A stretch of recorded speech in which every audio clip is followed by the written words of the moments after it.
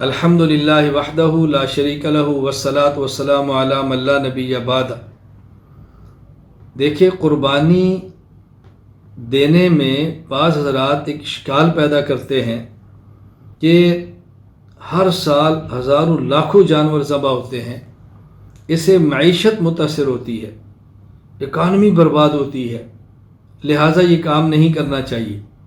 حالانکہ آپ دیانت کے ساتھ اور حقیقت پرستی کے ساتھ غور فرمائیں گے تو آپ کو محسوس ہوگا کہ قربانی سے اکانومی اور معیشت مستحکم اور مضبوط ہوتی ہے۔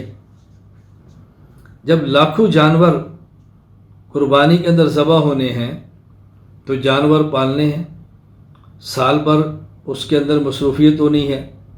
بکری بکرا دمبا دیکھیے 1 سال، گائے 2 سال، اونٹ 5 سال۔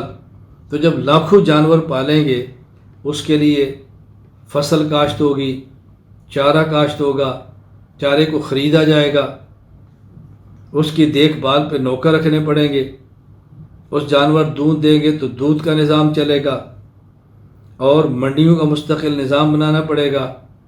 اس کے لیے پھر ٹرانسپورٹ کا بندوبست کرنا پڑے گا۔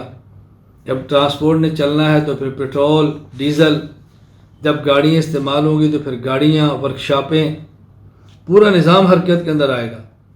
پھر جب گوشت ہوگا اس میں غربا کا تعاون، کھالیں اگر بکیں گی، فیکٹریاں چلیں، اس سے پھر کوٹ اور دیگر چیزیں تیار ہوں گی، کمپنیاں، کارخانے بنیں گے۔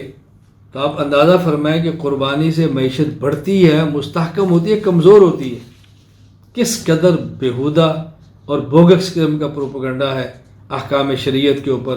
اللہ تعالیٰ میں شریعت کے ساتھ بڑی پابند اور مضبوط اللہ ہمارا رشتہ برقرار رکھے۔